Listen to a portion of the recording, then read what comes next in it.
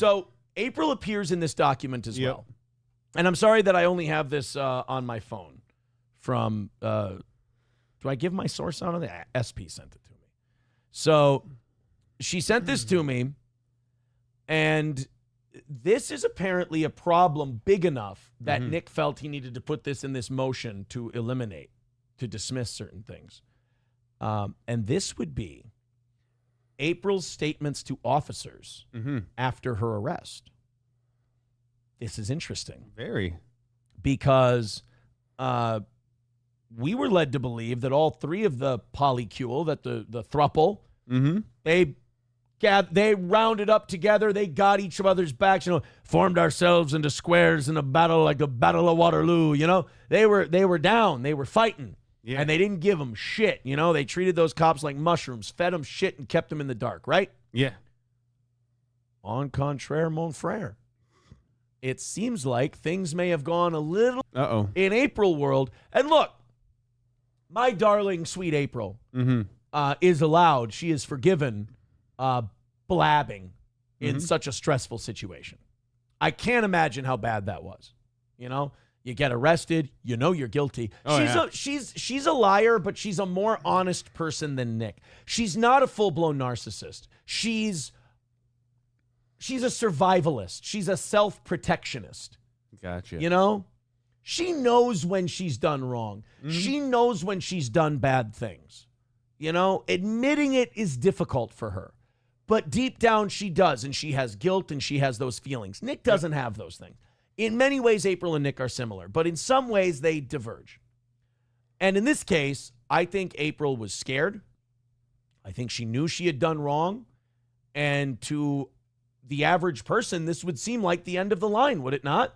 I would sure think so. So spill your guts. What do you got? Well, remember, now this is interesting to think about. Remember, when April left, they dropped her charges and let her go. Yeah. The only way they would drop the charges on her is if she contributed something of value. You notice I went from suspect to a witness. No longer a suspect. April had no charges. Yep. Well, she had charges. Yeah. Then she had no charges. Then all of a sudden, she doesn't leave the Baldo compound. She doesn't leave Casa de Requeta. They go to the tattoo convention. Boom. 5th-degree felony charge slapped on her. Kind of like, hey, we gave you a chance. Yeah. Sorry. But the fact that those charges got dropped right away, even though there was coke on her credit cards, snort tubes in a vial right next to her shit, her purse in the bedroom, the whole deal. Yeah, that was weird that got dropped with all that. She had to have said. Let me read this, and we'll see if maybe we understand and we know why her charges were dropped initially. All right. April Imholt, it's Anderson, by the way. Legally now, I believe it's Anderson. If we could, please. I would rather you didn't call her by my children's last name. That would be nice. I should have thought of that a few years ago. Thanks, buddy. You know what? You're right. Matt always had a way of explaining things so I could understand them. April Imholt's statement to Deputy Pomplin, I thought he was a detective, are inadmissible as they are testimonial and were made after Miss Imholt. Wait, okay. You can't be Miss. No. First of all, he spelled it I-M-H-O-L-T after spelling it I-M-H-O-L-T-E for pro work guys. She's either Miss Anderson or Mrs. Imholt. One of the two. Yeah.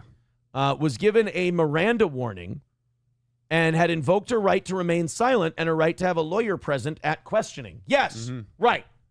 She said, she invoked her right to remain silent. But like you said earlier, what do you have to do if you invoke your right to remain silent? Shut up. Shut up. They're not going to stop you if you start talking. Oh, no. Now, the other part of this is the fact that they said she asked for a lawyer to be present during questioning. Okay. Again, I'm a novice, but what if they're not questioning her? What if they're just talking to her and she starts blabbing? Even if you asked for a lawyer, if you start blabbing after that, they're not going to tell you to shut up. You voluntarily gave over that information. Right. If they start sweating you and grilling you on the case and everything else, then yeah, you gotta leg to stand on there. Yeah. But if your side piece just starts blabbing,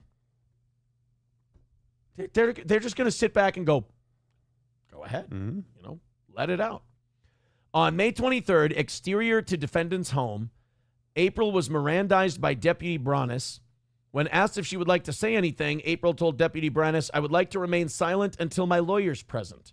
Deputy Branis ceased any attempt to question April further. Approximately 4 minutes later, Deputy Branis headed towards the house to retrieve a pair of shoes for April.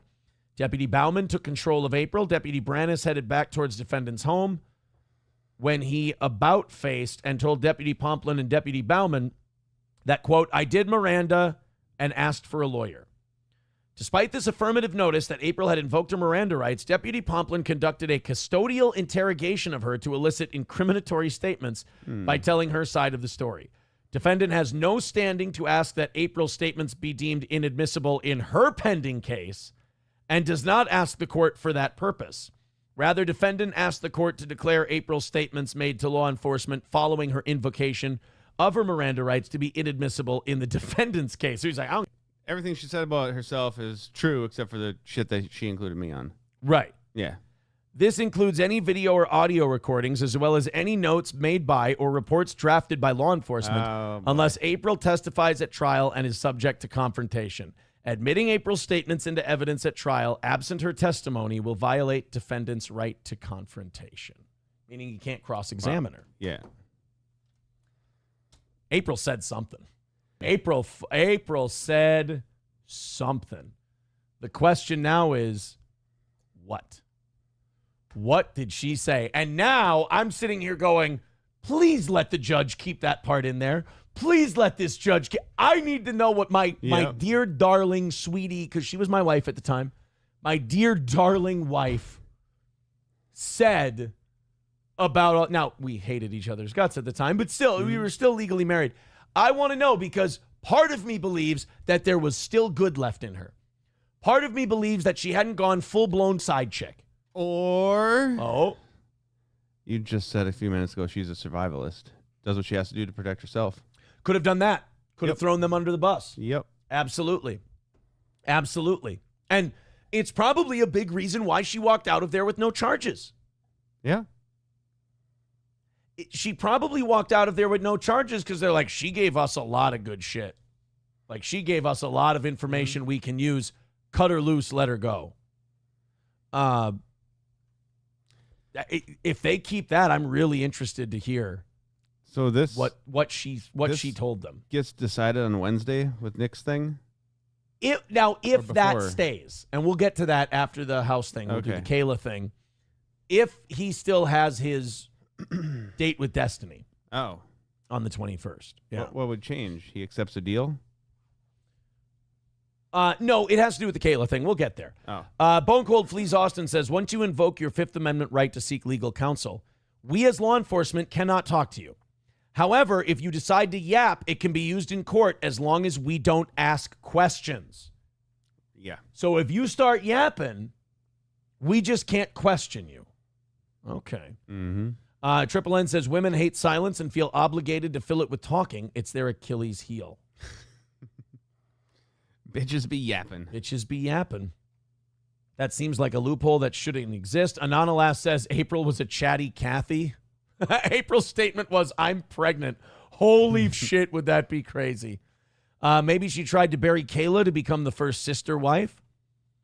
I don't know. All we know is that she got caught dead to rights in that house with her possessions having come on them, and she walked out of there with no charges. So I don't think they let her out of there because she batted her eyelashes at him. She said something. So? Oh, she said something. No, what happened was the investigators didn't ask questions after she invoked her right to remain silent, and she decided it was a good idea to keep talking. I mean, I can see it. And Bone Cold's a cop, so he knows. Yeah. But it's one of those deals where she may have been scared, she may have been uncomfortable, and she may have tried to just start talking about shit to get herself out of trouble. Mm-hmm. Who knows?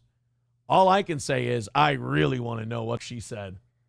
I want to know when the chips were down and she had to be her authentic, true self because she was scared and shitless. I want to know what she said. That would be bueno. McBuster says April is looking at the trust fund money. She probably blamed Kayla for the ketamine and child testing positive for coke. Kick roast beef curtains out of the picture. Kids go too. Jesus Christ, McBuster. Beware most mandated reporters. What they can and can't do exists only on paper, like a speed limit.